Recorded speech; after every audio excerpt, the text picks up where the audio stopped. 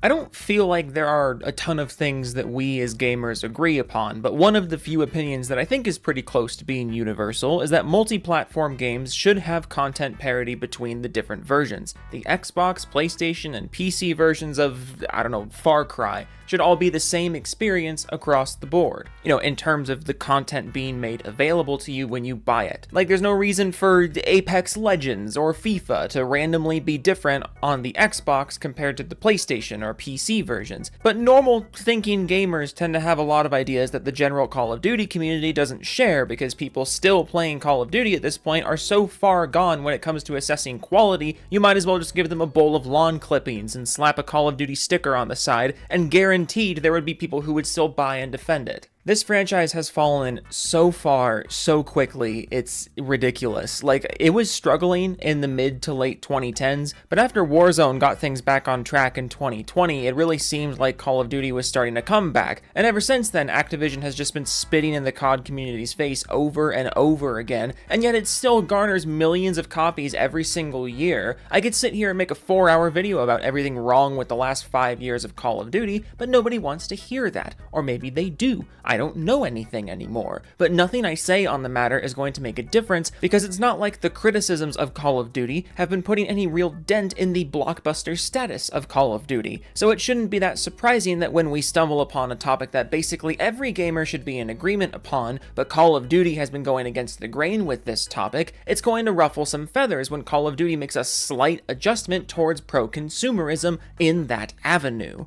That was a sentence, wow. Because when someone's been eating dog vomit every single day for 5 years straight, it's really not shocking that they would get upset about the vomit being replaced with just straight piss. So the other day, Charlie Intel tweeted out a random reminder that the 2024 Call of Duty game is not going to have any kind of PlayStation exclusivity, which is an objectively pro-consumer change coming to the franchise. See previous point about content parity being an expectation with multi-platform games. And gee willikers, mister, can you believe that a chunk of the COD community got upset about this tweet? Like, just so we're clear, Call of Duty 2024 is not going to have any PlayStation exclusive map packs or early betas or early map packs or anything like that, allegedly, and instead everyone is going to be getting all of the content at the same time and experience it all together as a Call of Duty community, because Call of Duty is a game being played on multiple platforms, so obviously it's a good thing for the new Call of Duty content to be released to all of the Call of Duty players at the same Call of Duty time. So if there were a Venn diagram of Call of Duty fanboys and PlayStation fanboys, we would be sitting in the middle today with this video, sitting on lawn chairs and eating popcorn, because quite a few people have been upset about the end of the PlayStation exclusive COD content era, and we're going to have a nice hearty laugh together at their expense. Also, in before, but Xbox had an exclusivity deal with Call of Duty before PlayStation did. Yes, Xbox did have an exclusivity deal with Call of Duty. That deal also ended 10 years ago and was never as intrusive as the PlayStation deal has been. If you think it was, you are lying. Like, honestly, it kind of amazes me that some people still try to use that as an argument in favor of PlayStation having exclusive Call of Duty content. Like, meh, Xbox had the exclusivity deal and it was just as bad. Like,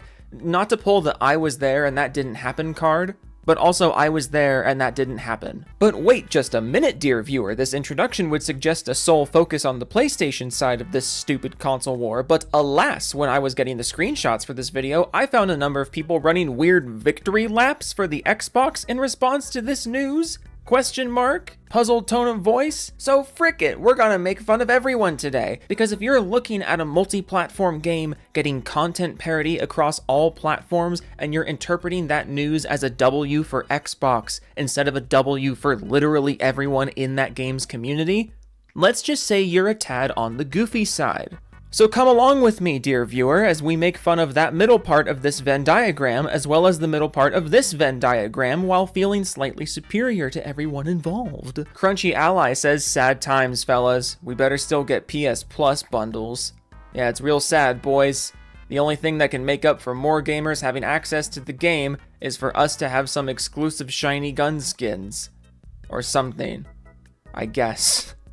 I love this. Like, every platform getting access to the same gameplay content, that better be offset by me getting exclusive cosmetics, or else I'm gonna fucking pee my own pants. Or like, dude, these are video games. The gameplay part is what's important. Not the being able to show off a trophy that says you gave money to the right plastic box. Ronan Rakurai says, yeah, good. COD already starting to have that Xbox stink on it. Got people excited for recycled maps every year. It's happening in COD 2024. Also, lol, I think my time is better spent on another franchise. Maybe Helldivers 2, winky face? Look, if you want to blame the shittiness of Call of Duty on Xbox, or like, the Xbox stench is on Call of Duty, like, if you wanted to make that argument, you probably should have waited until Microsoft actually made a Call of Duty game. Like, Modern Warfare 3 was the first COD game to be released under Microsoft, and Microsoft only took over Activision like a month before MW3 came out, so they literally had nothing to do with that game. They just slapped their sticker on the box. And I also think it's hysterical that the PlayStation community plays Call of Duty way more than every other community. Year after year, PlayStation plays this series way more than everyone else. But now that the Xbox sticker is on the box, you're like, we never liked that series anyways. But clearly you did. Clearly you did. SG17 says, well, thank God for Helldivers 2.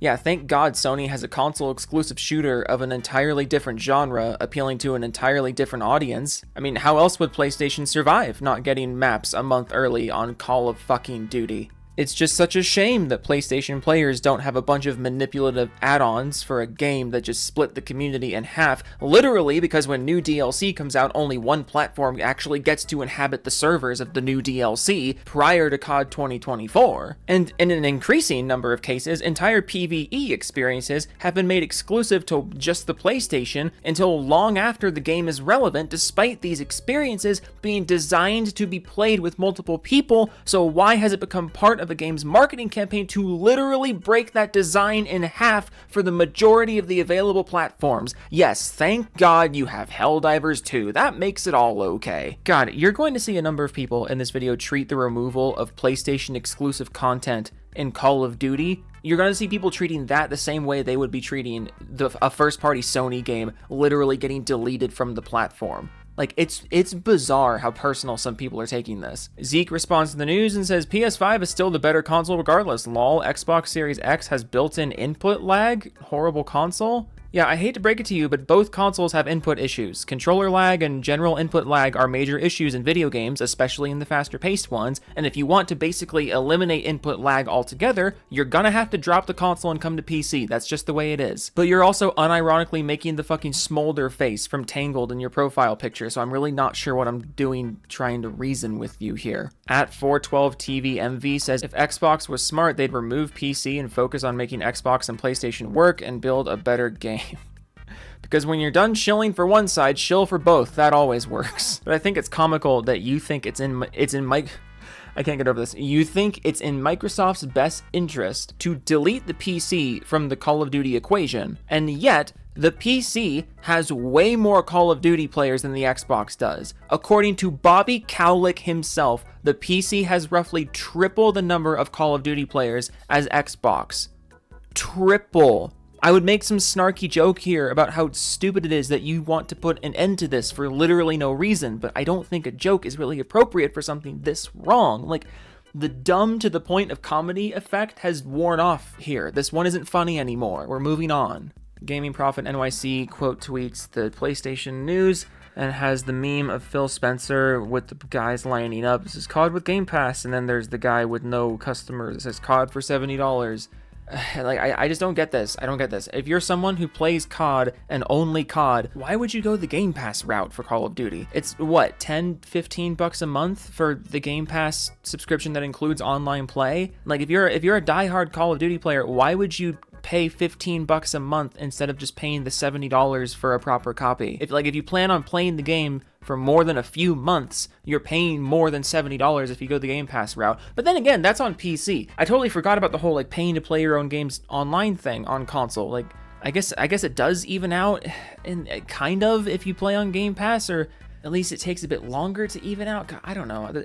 The fact that you guys are still paying extra money to play multiplayer games, the fact that you're still doing that blows my mind. I forgot what my point was. I forgot that was a thing, and then I remembered and it completely broke my train of thought.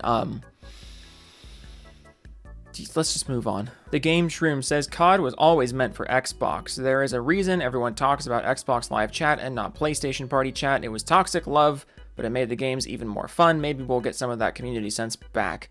Call of Duty literally started as a PC exclusive.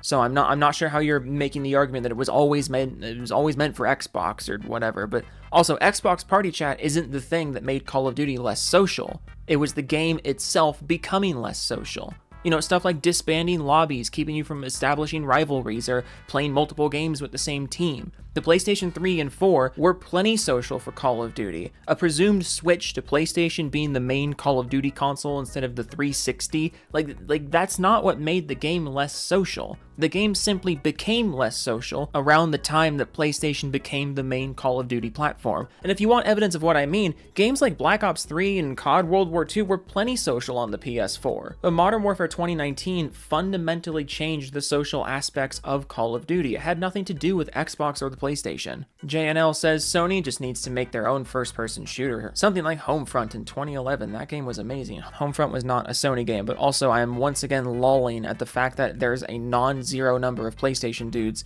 legitimately treating the loss of PlayStation exclusive content or PlayStation exclusive early access in Call of Duty. You're treating that like the loss of a first-party game. Like, you still get the game. You still get all the content. You just don't get it early anymore. But you guys are acting like this game doesn't exist at all after the deal is over. Like, you're like, ah, man, Sony just needs to make a new first-party exclusive shooter. Fuck, like, why? I agree that they should make one, but why in response to this news? You still have Call of Duty. If the implication is that Sony now needs a first-person shooter to compete with Call of Duty, why? They still have Call of Duty, and everyone who was going to buy a PlayStation instead of an Xbox for Call of Duty did it years ago. Like, genuinely, what have you lost here? Real Steel Mirror says, except for COD being on Game Pass for Xbox and free to play and own, Sony and Nintendo still have to purchase the $70 game. Yes, this is called Xbox carving out their own place in the market. Competing with PlayStation by doing what PlayStation was doing was not working for them, so they're changing their strategy and making the Xbox the Game Pass hub. It's honestly not a bad move. It's something the competition is not doing. You rather stupidly say here that Xbox gets the game for free because of Game Pass, but Game Pass has a monthly fee. So really, it's just a matter of would you rather buy the multi-platform game on the platform where you pay once for the game and then pay again to play it online, or do you want to just pay a bigger monthly fee for the game and the online? I mean, in terms of defining Xbox's place in the console market, it's really not a bad strategy to differentiate themselves from the competition like this. Jason H2 says, I 100% bet that COD will not be on PlayStation, seeing how Xbox has not been truthful about anything they've said in public interviews as of late.